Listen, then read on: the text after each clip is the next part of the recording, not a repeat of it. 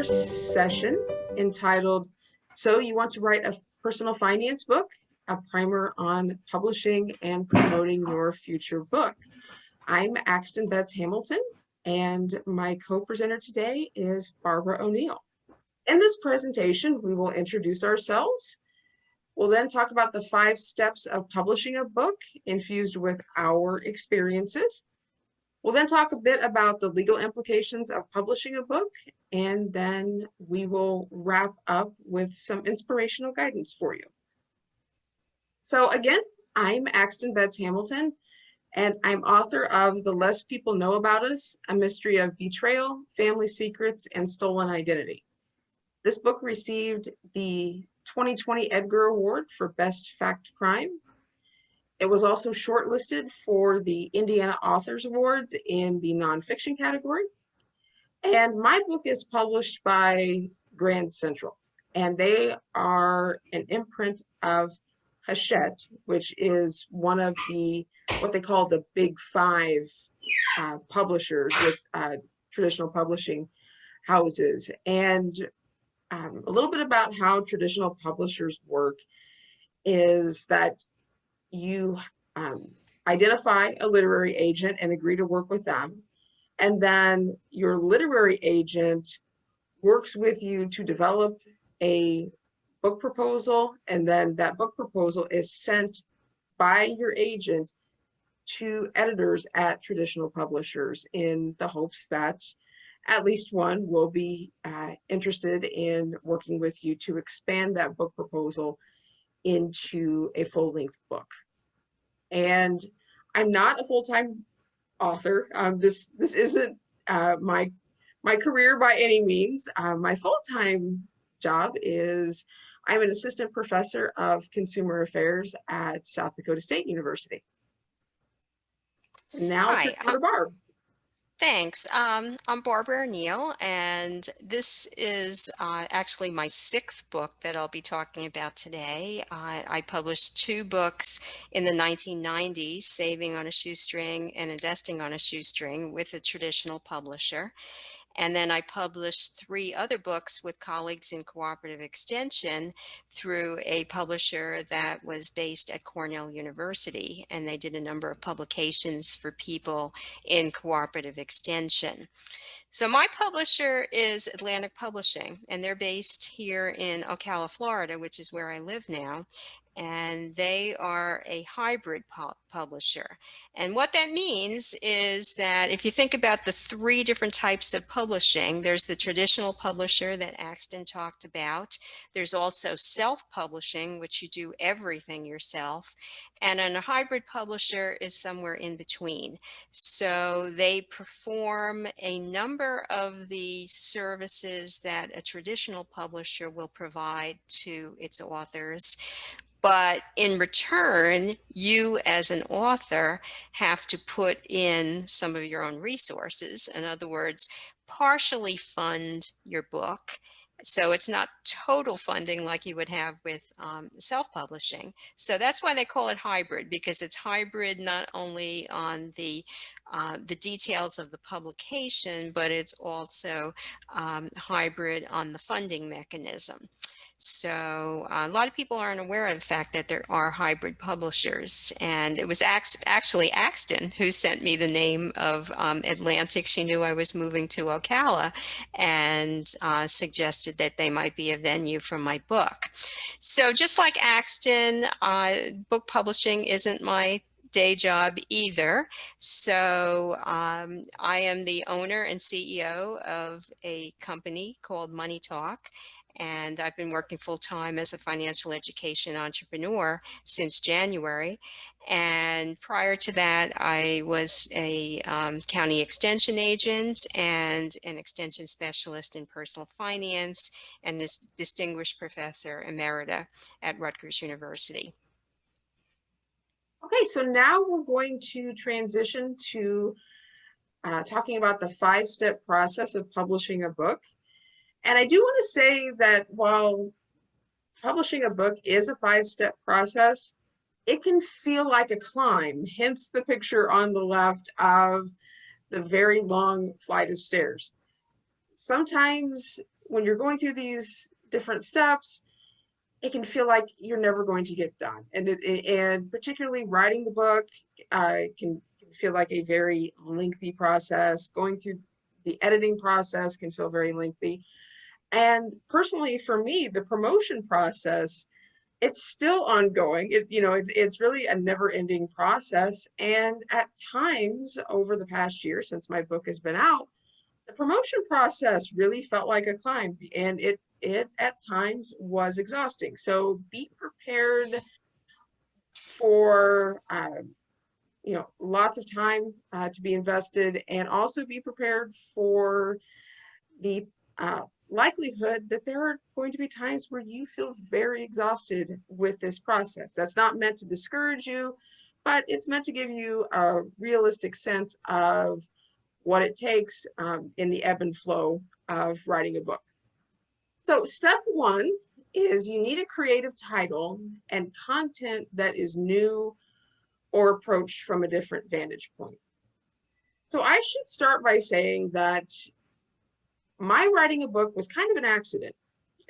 And I started the process by writing different scenes and different things that I could remember about my own personal experience with identity theft in a Word document on my computer between teaching classes, after grading in the evening. And it wasn't really organized, but I was trying to capture things that were relevant, things that I could remember. And my goal at that time in my life was I'll self-publish the book once I earned tenure. And I was at a different university then, and well, life has changed, and I'm still an assistant professor, but I'm at a different university now. And while I was still at my previous university, I was invited to be a guest on a podcast called Criminal. And I've learned since the podcast has been out that lots of folks know about Criminal. And I didn't realize it had the following that it had when I agreed to do this. And a literary agent reached out to me after the podcast aired and said that she would like to represent me because I said on the podcast one line, and I've started to write a book about my experience. That was it. That was all I said. It was almost a throwaway line. And this literary agent jumped on that. And I really thought at first I was being scammed, but after doing some research on the literary agent and the agency itself, I realized it was a legitimate agency, and went ahead and agreed to work with the literary agent. So one of the reasons that my writing a book was very attractive to my literary agent is because there were no memoirs that existed on familial identity theft. There are a handful of books out there that focus on how to protect yourself, and there's one that was written by someone who had been convicted of identity theft as part of his restitution. But there really weren't any memoirs focused specifically on familial identity theft, which is when a family member steals the identity of another family member. So from that perspective, it was very unique and something that my agent thought that she could sell to a traditional publisher. And the title for the book, that didn't come for quite a while. That came after the book proposal, which I'll talk about a little bit later, was written. And the title was developed with input from my literary agent and my editor at Grand Central. So there's a lot of back and forth between the three of us about what is the most appropriate title for this book. Okay, so my experience was a little bit different. I was wanting to write a book about all the transitions that people face in the latter third of their life, let's say, and particularly when people leave a job and they're looking for new directions in their life. And I also, of course, being a certified financial planner, wanted to include a lot on personal finance and things that people can do with their finances as they get older. And I looked around and there really weren't any books that included everything. There were books that had the financial side, there were books that had the lifestyle transition side, but nobody really had kind of a compilation of the two. So I decided that if I was going to have the book that I needed to read as I was transitioning from a long-time career at Rutgers to financial education entrepreneurship, that I was going to have to write that book myself because it really didn't exist. Kind of like what Axton said with her topic, that there really was kind of a void in the literature out there. And how I came up with the title, and pretty much I came up with the title and the publisher was okay with it. I didn't have any back and forth with anybody, is in the summer of 2018, I was going to a meeting of the American Savings Education Council in Washington, and I was on the train, and I was reading this article about grasshoppers and ants, and they were talking about, you know, the two types of people in retirement planning. The grasshoppers are kind of the people who partied all their life and really didn't save any money, and then you had the ants, who were the people who were very conscientious and built up a big nest egg. And so I had read that article on the train, and then when I got down to the ASEC meeting, there was a presentation on spending in retirement. And the bulk of the presentation was about people who are unprepared, you know, people who don't have much savings and are really going to have a very difficult time with a very small nest egg and just living on Social Security, basically. And then they said, yeah, but there's a small subset of older adults who have the opposite problem. They have saved a whole lot of money and they're very reluctant to spend it. And they went on to talk about the psychology of that, and people feeling like spending money is like having a loss, even though it's not like a typical, you know, stock market loss where your investments have lost value. But if you're withdrawing money out of your accounts, you're still going to have a lower balance. And so psychologically, for a lot of people, it feels like a loss. And then at the end of that presentation, it said, the speaker said, it's almost like we need to teach people how to flip a switch from being a super saver to being a spender. And that really stuck with me. And that was kind of the genesis, along with the transition that I was personally making from my job, and having just read the Grasshoppers and Ants article, and then this flipping a switch. I knew that I had to write a book because I was an ant, and I knew I had to write a book about that transition from being a super saver to a spender. But then as I got into it, I realized that there were just so many other transitions that people make when they leave a long-time career, way beyond just the spending and saving. So eventually I identified 35 what I call flip switches or transitions. So we settled on the title, Flipping a Switch, Your Guide to Happiness and Financial Security in Later Life. I didn't want to use the R word, so we kind of work around the R word. We don't really use retirement very much in the book, and we just kind of focus in on later life. So that's the story on my title. So step 2 of the 5-step process is to develop a book proposal.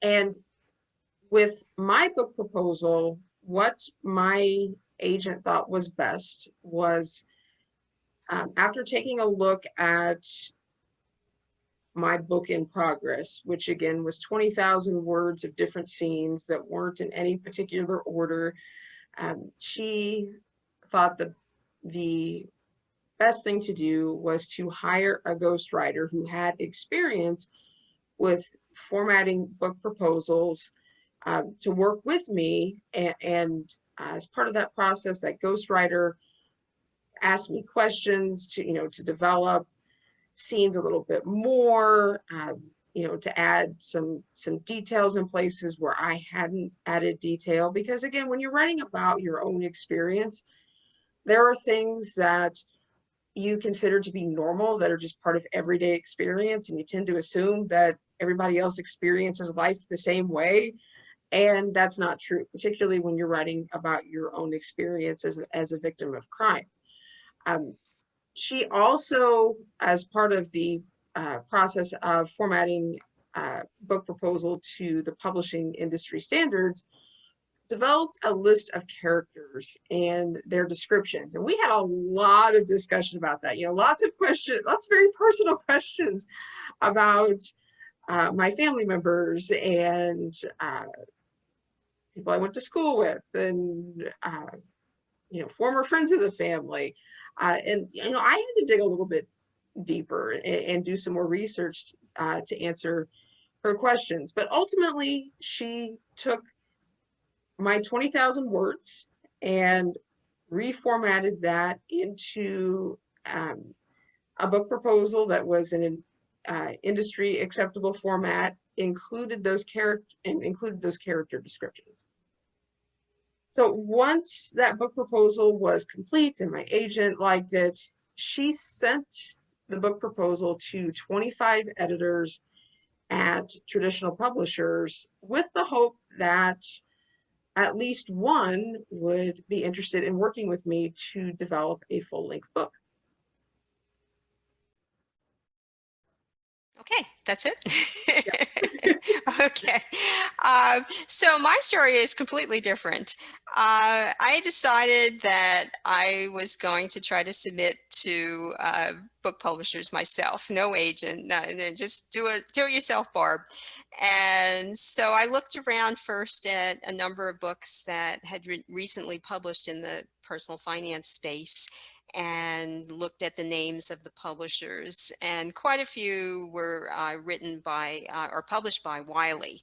So I thought, okay, let me go to the Wiley website and find out what I need to do to submit a proposal, because it had been 20 years since I had published my books, Saving on a Shoestring, Investing on a Shoestring. And they were in the 1990s, and I knew that a lot had changed since that time.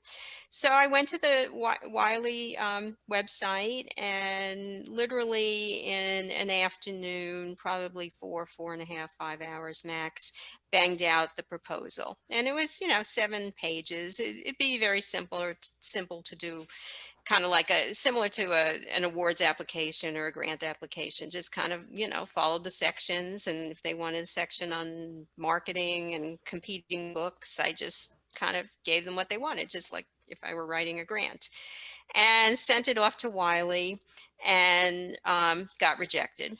And it was right around that time that Axton was kind of gearing up for her book. And I think we had been at a conference, and we were talking books, and she knew that I was moving to Ocala. And like I said before, she told me that she had found the name of Atlantic Publishing when she was searching for her book. And so I basically took the same proposal that I had written for Wiley, didn't change a word, because I figured it was a very detailed proposal. It had everything. And I should say that the reason Wiley rejected me is they said it was a good proposal. They said that they thought the space was too crowded, was their way of thinking.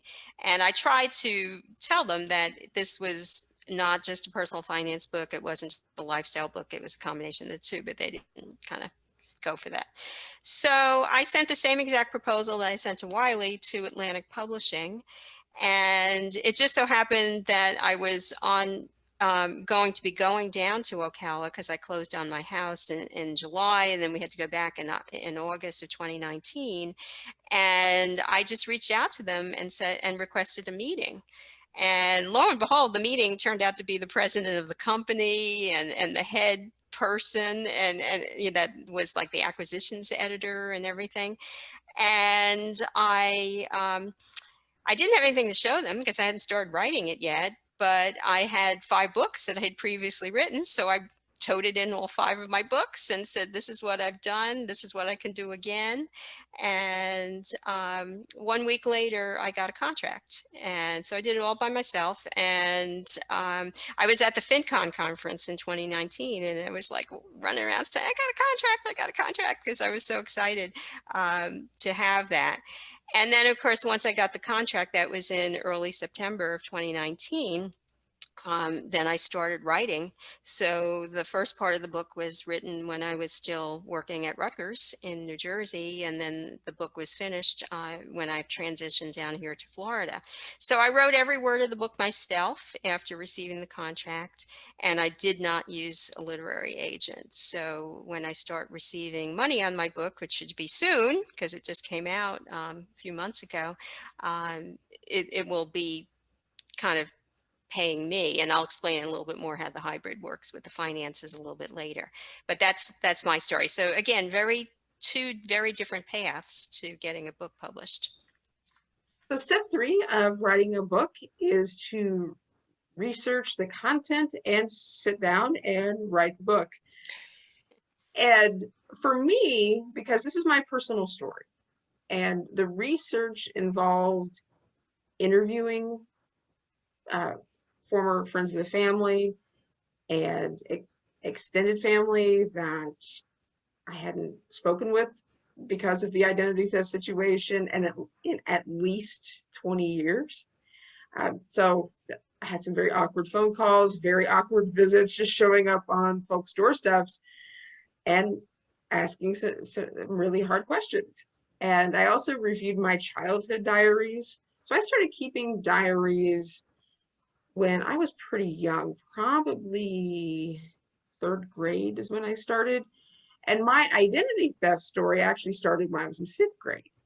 So going back and reviewing those diaries from elementary school, junior high, and high school helped me flesh out, in particular, part 1 of my book that focuses more on my childhood.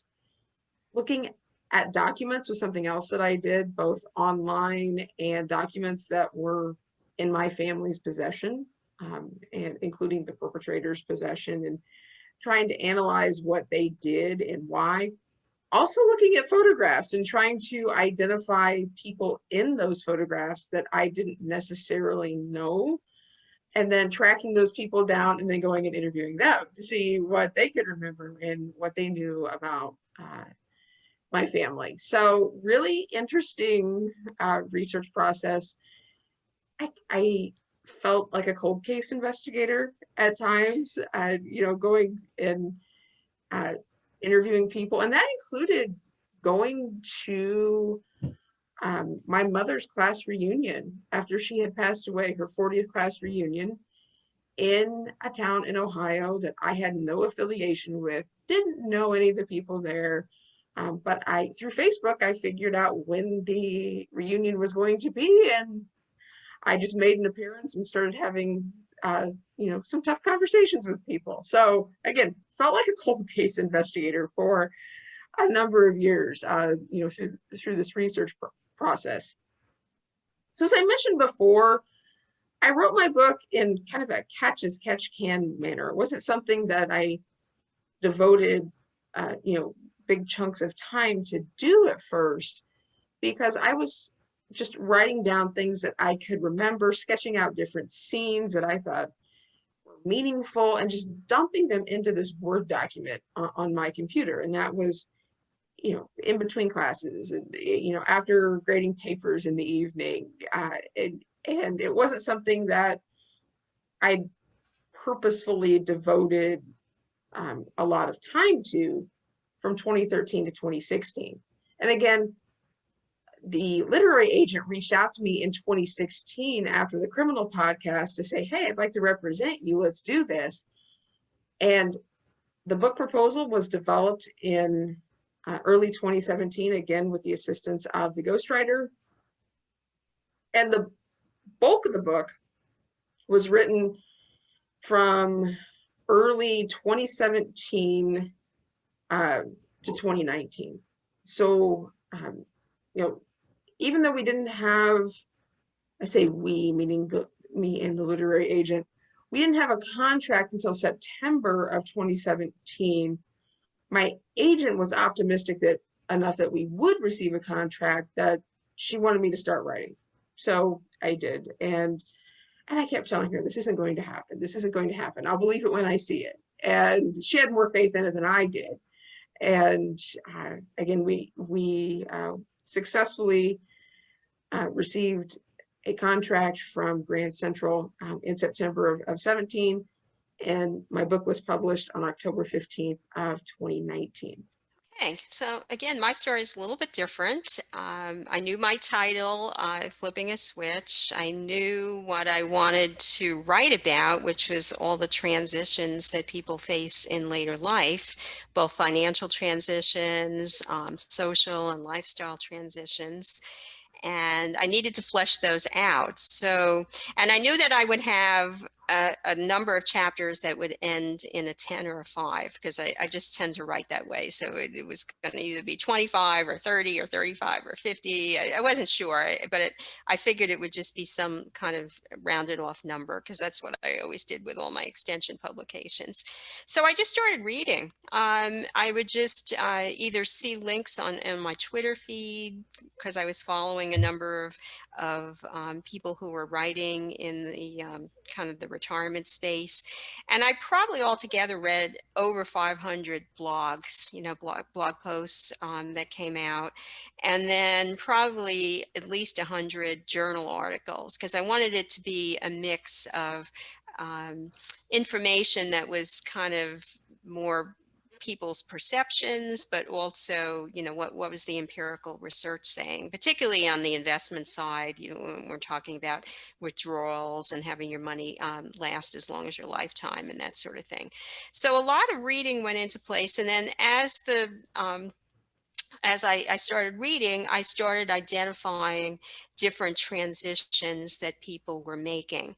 For example, one that I realized was people's time orientation changes. You think differently about purchasing things when you realize you maybe have 20 years left to your life versus when you think you have 50 years left to your life.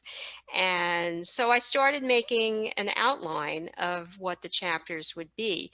But it turned out to be a working outline. As I continued to write, I realized that some of the things I identified could go together, and then new things started to emerge. And then, of course, COVID came, and that informed some of the later chapters of the book as well. I also had a lot of existing content. I didn't have diaries the way Axton did, but I had 41 years of work in cooperative extension, and I wrote a newspaper column for 41 years.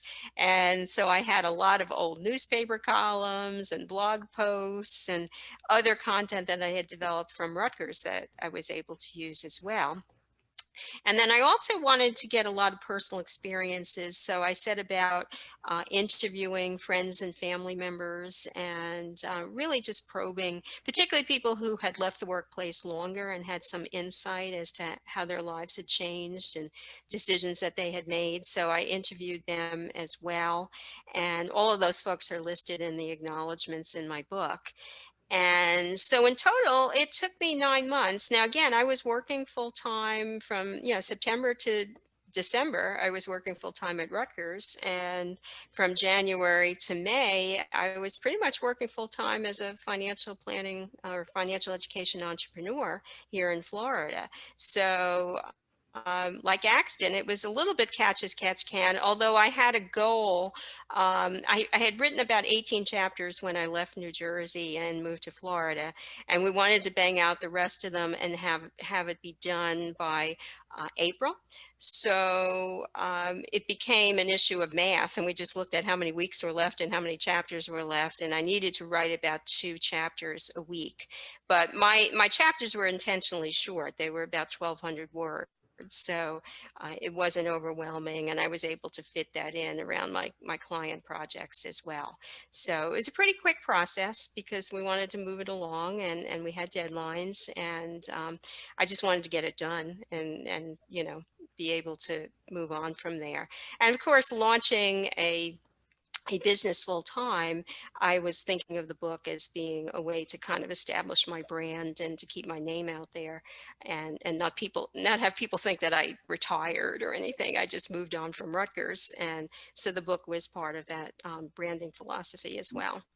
So I've combined steps 4 and 5, and those are design the cover and the marketing materials and market your book, because designing the marketing materials is a natural flow into marketing your book. And I found in my process, the designing the marketing materials and the marketing itself tended to overlap.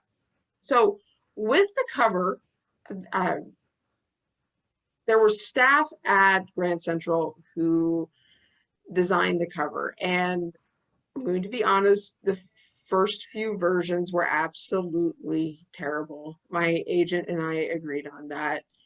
And then, of course, with each version, there were several revisions of those versions that my agent and I reviewed and provided feedback on. And ultimately, and this was a process of several weeks, ultimately, we decided on an old family photo to be the cover of the book. And when designing a cover, not only do you have to think about the picture or the graphic that's going to be on your cover, but the font plays a role, and the color of the font plays a role, and which shade of which color do you want to use? And there are all of these different elements to a cover that I hadn't even thought of. So, throughout the process of writing my book, having an agent was invaluable because, again, I have a PhD in human development and family studies. I don't have a background in publishing or graphic design. So there were a lot of things that could be done with the cover that I wouldn't have even thought to ask about had it not been for the assistance of my agent. So I do want to say my agent has been invaluable. With my agent, the agency takes 15% of anything I make. So they took 15% of my advance. They'll take 15% of royalties. That's just part of the process if you work with an agency. But if you don't know anything about publishing, which I didn't, I think having an agent is invaluable. And again, the cover would not have turned out as well as it did if it weren't for the assistance of my agent in helping me direct the staff at Grand Central to create the cover and then redo the cover and then come up with a different version and redo that and redo that and redo that. And I learned that the cover is a critical element in selling books. It has to be visually appealing or likely people will pass over the book because unfortunately people do judge a book by its cover.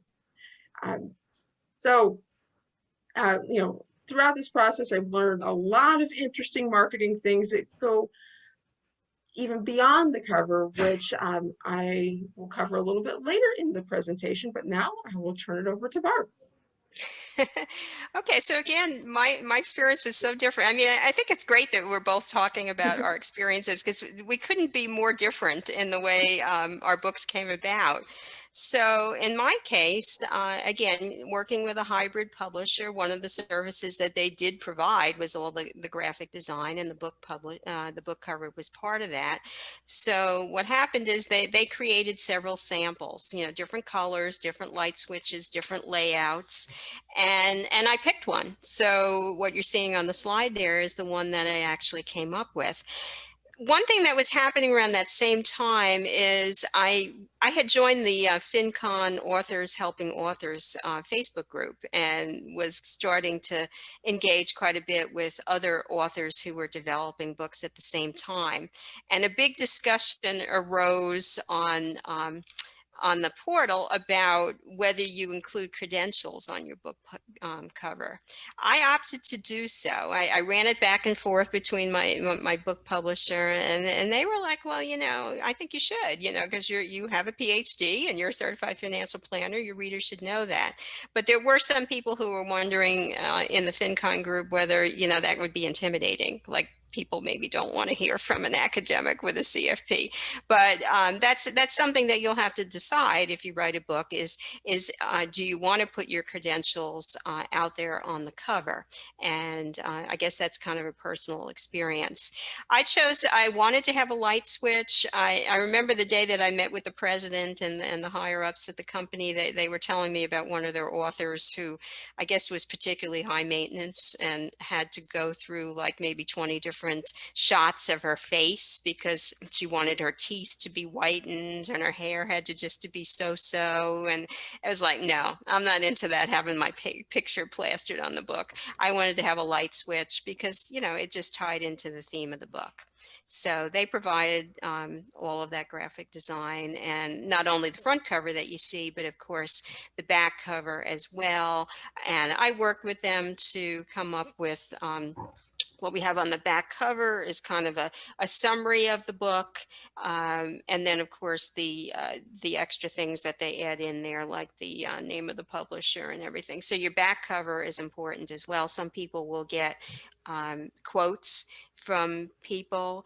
I wasn't able to do that because the book hadn't been written yet. I think if you have a complete manuscript, you can do that easier because you'd have it written. You could send it to some people and they could write up some quotes. But you do have to have a really good back cover as well. Some people will put their photograph on the back cover. I chose not to do that either, but you could. So you work with your publisher on that. That's it. Okay, so now I want to share my experience with marketing materials, and Barb mentioned quotes for the back cover of your book and how you can make the decision to include those or not. And my publisher required it. So people who provide quotes for the back cover of your book, they're called blurbers. And my publisher wanted positive quotes about the book from well-known people.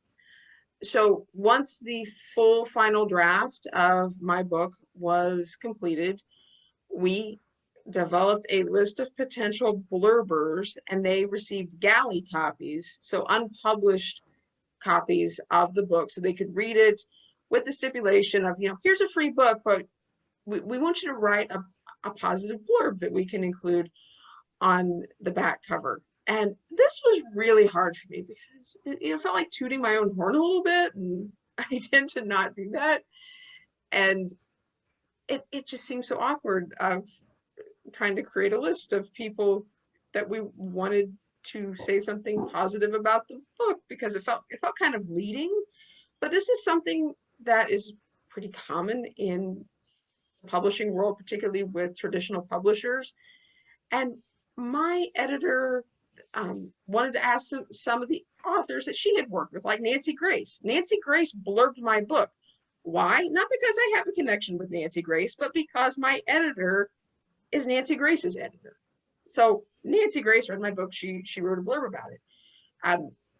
I also had Eva Velasquez with the Identity Theft Resource Center provide a blurb as well. So I was trying to get a mix of folks who appealed to more of the popular press side, but also I wanted to give some credibility from more of an academic perspective too. So I work to get a mix of blurbers. Sometimes publishers will suggest that you get blurbs from authors of similar books that have sold well. For example, that are somehow relevant, whether it's relevant in terms of the topic or relevant in terms of the setting. I know we talked for a little bit about trying to get J.D. Vance to blurb my book because of the setting, and because J.D. Vance's story took place 90 miles from where I grew up. So the culture and the settings were pretty similar. That didn't work out. J.D. Vance didn't blurb my book, but that was a conversation that we had. And J.D. Vance is the author of Hillbilly Elegy, which was a New York Times bestseller and stayed on the bestseller list for dozens of weeks. So with a traditional publisher, once you are at the marketing stage of things, you will be assigned at least one publicist who is employed by the publisher. I was assigned two, and one publicist handled more of the reaching out to different media outlets and more of the print things, the press releases and things of that nature. The other publicist focused more on graphic design and creating the Facebook and Twitter graphics. So I worked with both of them, but I worked with both of them for different reasons. So the publisher created Facebook and Twitter graphics, both to promote pre-release sales and for my pub day, what they call pub day, your publication day. They also created postcards for me to take to professional conferences and hand out to folks in, what do I want to say, probably the 4 months prior to my pub day. And then the media outreach. I had a publicist at the publisher who was just amazing with media outreach. She lined up interviews for me with the New York Post, Elle Magazine, Crime Stories with Nancy Grace, the Dr. Oz Show. The Dr. Oz Show had actually reached out to me months before my pub date, and they didn't even know I was writing a book. So we coordinated. It was the three of us, my publicist, me, and the Dr. Oz Show, trying to coordinate. Okay, what do we want the segment to focus on? Do we want it to focus on the book? Do we want to focus on something else? And ultimately, they focused on the book. So that was exciting. And then traditional publishers will send galley copies of your book, which they're basically paperback copies that don't have a polished cover on them. And they'll send those copies to book bloggers to try and get positive book reviews. And book bloggers have, some of them in particular, have really huge following. So Grand Central was really successful with getting book bloggers to blog positively about my book. They also did a Goodreads giveaway. So Goodreads.com is a website where people can go and write reviews of books and rate books. And honestly, it's a site for book nerds. And publishers know that, for lack of a better way to say it, book nerds hang out on this website, and they'll set up giveaways for books that are soon to be released.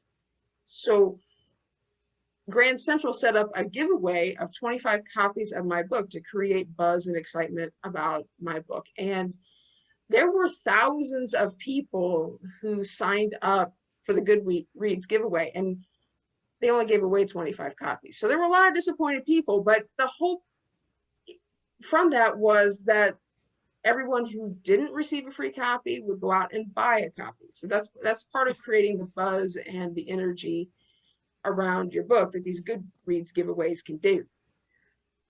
Traditional publishers will also work very hard to get professional reviews of your book in widely known publications in the publishing world, for lack of a better way to say it. So Publishers Weekly, I'll tell you, Publishers Weekly gave me a starred review of my book. The first time I saw it, I didn't know what it meant because it had 1 star next to it. And I thought that was like a 1-star review on Amazon equivalent. So I was really sad at first until I found out a starred review is a really good thing from Publishers Weekly. Kirkus Reviews reviewed my book, Library Journal, Book List, and the New York Times. So my publisher worked very, very hard to have the New York Times review my book. Now, it was an okay review. It wasn't a smashing review. They highlighted the positives and what they felt were the negatives, but it was still a review in the New York Times. So that got a lot of reach. With a traditional publisher, they will want you to help them with marketing, and they'll have you fill out an author questionnaire. And I remember questions on mine were, what professional organizations do you belong to?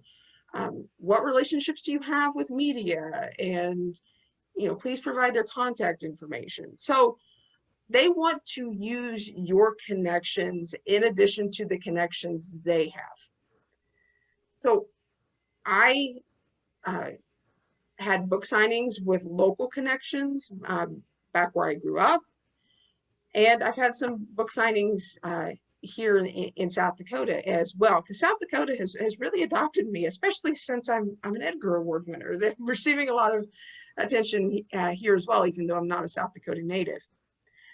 I sent the press release that my publicist developed to professional organizations that I belong to, just for that personal touch, because I have more name recognition with, say, AFCPE, ACCI, AAFCS, and others than my publicist does. And so I sent the press release along with a little paragraph in the hopes that professional organizations would do, a member spotlight or post it on social media. And every professional organization that I belong to did something. So I encourage you to leverage your memberships in professional organizations to help get the word out about your new book. I also have a professional Facebook page and a Twitter account that has evolved more into a professional Twitter account over time. And I retweet and repost mentions about my book in the media. I create events on Facebook for book signings that are forthcoming. I'll also post screenshots of my Amazon sales rank. Before the book came out, there was a lot of marketing to get pre-sales. And I remember during one of our social media blitzes with the book, I was posting my Amazon sales rank. And there was one day that my book was #1 in the dysfunctional families category. And I took a screenshot of that. I did post it. I mean, I'm not sure that that's something to be totally proud of, being #1 in dysfunctional families, because that's what it said. But again, that's generating attention, and being #1 in a category on Amazon, that's more eyeballs on my book, when that's shared on social media. And I do think it helped generate some sales. So with that, I'll turn things back over to Barb. Okay, so again, my situation, some similarities with Axton and some different things as well. So some of the things that my publisher did is, since the publisher was based in Ocala and I lived in Ocala, they made a number of pitches to the magazines that serve the Ocala area. And there's a picture there on the bottom of one of the magazines, Ocala's Good Life, who actually gave me some space and pitched the book, which was really nice.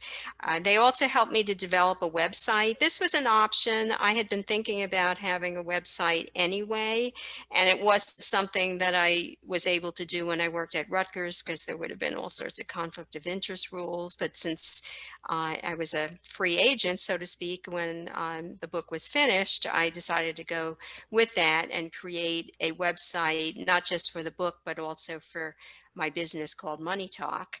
And they provided some Twitter graphics. Also, they sent review copies. I had to pay for them, but they did send them to 10 key media outlets, including this Ocala's Good Life. So obviously that one paid off. And then, of course, they helped with the setup of the Amazon page as well. So those are some of the things the publisher did. Some of the things that I did is very actively promote the book on various social media, Twitter and Facebook and LinkedIn. And I really never paid much attention to LinkedIn when I worked at Rutgers, but I started to do more and more with it when I became a full-time entrepreneur, and that really paid off as well. I created a self-created campaign called 35 Days of Flip Switches, kind of based on what I had done as a grant project for Extension. I had 30 days of savings last year for America Saves Week. So what I did is I unveiled a different flip switch, and I started it at the end of April and went through the end of May. I was thinking the book was going to come out, but the book kept getting delayed in production because of COVID-19 and the print shop and where it was getting published. But anyway, I did that as just kind of building up buzz. So every day I had a different transition and an action step based around that. I've done 3 podcasts. I have 3 webinars that have been done. I have another one scheduled in a couple weeks. So taking advantage of media opportunities. I don't charge the people who are producing them. So it's basically a pro bono effort on my end, but of course I get to keep the archive link and can promote it. So again, it's all part of helping to build my brand. And then of course I had reviewers on Amazon. I had about 45 people that I asked to be reviewers, and they were given kind of access for the book at a low cost and asked to write a review as well. Okay, I'm just about out of time. I think we have 2 more slides. So Axton, it's yours again. All right, so I want to talk a little bit about legal implications of publishing a book. And with publishing a book, particularly one like I've written that's a memoir about a crime, there are things in there that are unsavory, that could raise the potential of being sued for defamation of character. And or with writing a book, you could be sued for libel as well. So my publisher, being a traditional publisher, was very aware of this. And having published books on crimes in the past, they were very experienced with handling this sort of thing. So the final version of my book was sent to an attorney that was affiliated with Grand Central, and they were looking for reasons that someone might sue for libel or defamation. With my book, there was a greater concern for defamation of character than there was libel, because again, I was describing unsavory things about some people who were still living. Now there were many things that I wrote about regarding people who were deceased at that point that were unsavory, which isn't as big of a concern as saying something negative about someone who is still living. So there were some things, there weren't very many, but there were some things that the attorney wanted me to change. They wanted me to not identify someone by their full name. And even with that, the attorney said, she said, let's say someone in your home community can identify that person by how you've described them. And, there's no one else in the community who fits that description, which there isn't, based on how this person was described. That person could still potentially sue me for defamation of character. So one way to limit the liability of that is to purchase media liability coverage. So this covers you in the event that someone sues you for libel or defamation.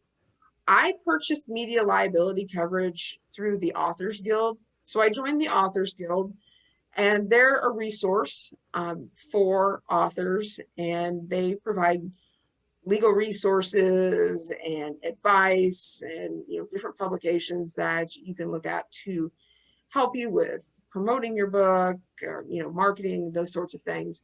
I joined the Authors Guild mainly for the opportunity to purchase media liability coverage, because I thought I might need it, because there are some things that I said in the book that might really ruffle some people's feathers, and some people's feathers have been ruffled, but no one has sued me.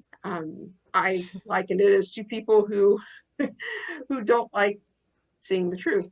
But overall, people have been very receptive to the book, and I have not had to use that media liability coverage. But it's something that gives me peace of mind, even though the attorney said there's a very low likelihood that someone would sue you. That's not 100%. No one will sue you. So I purchased the media liability coverage for peace of mind. Now, each state has different maximums on how much media liability coverage you can purchase. Here in South Dakota, the cap is $1 million in coverage, and it's not cheap coverage, because again, it's media liability coverage. It's for mainly for defamation and libel. There's no really concrete, tangible item that they're insuring. So it's more expensive. It for a year of coverage, the premium was $1,300, which to me wasn't cheap, but you can write that off as a business expense as well. So that helps cushion the blow of that premium amount. But again, it's something that if you work with a traditional publisher, they will guide you on this. But it was at least sort of a recommendation for me to have the media liability coverage. Okay, my situation again is different. So what my publisher did is on the inside cover of the book, there's a pretty lengthy disclaimer, and it pretty much resonated with me as being things that we had done with some of our extension publications, where you're basically telling people that you're not providing personalized information and advice, and they should seek the services of a competent professional. So we have language to that effect. I don't have a media liability coverage policy. I'm not really talking about people per se. It's more about concepts and things.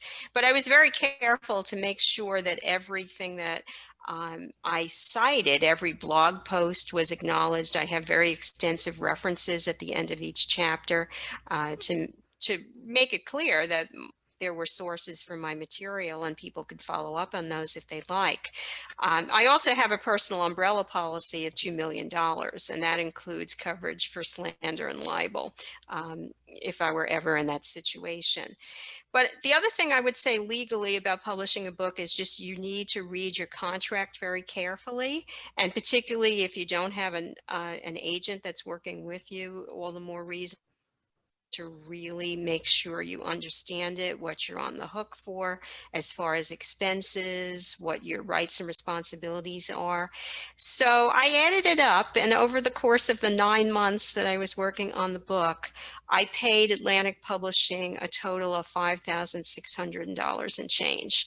So again, this is a business expense. It'll be written off again against my Money Talk business income, of course, but it was not all due at one time. It was little increments. About every 10 chapters or so, I would have a bill for copy editing, and they charge 3 cents per word. So obviously the more you write, the more that's going to cost. And all the review copies and the copies that I was required to purchase, 50 copies, all of that was total up to about $5,600. So when you think about, okay, when do I make some money? According to my contract, I get 10% of each book sold. They're selling for $20, $19.95.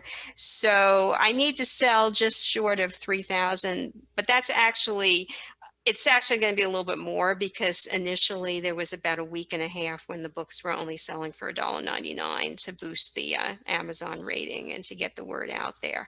So just know that when you're in a hybrid situation, you may have to lay out, $4,000, $5,000, $6,000, and then hopefully you'll make that back. And the only way you're really going to make it back is to do all the aggressive marketing that Axton and I were talking about.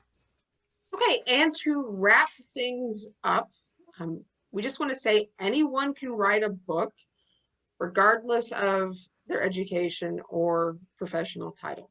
There are so many options available with traditional publishing, hybrid publishing, and self-publishing that there are a lot of doors open in the publishing world, that if you want to publish a book, you can do it. So we encourage you to do it. We encourage you to reach out to us through email or through social media, and go forth and publish.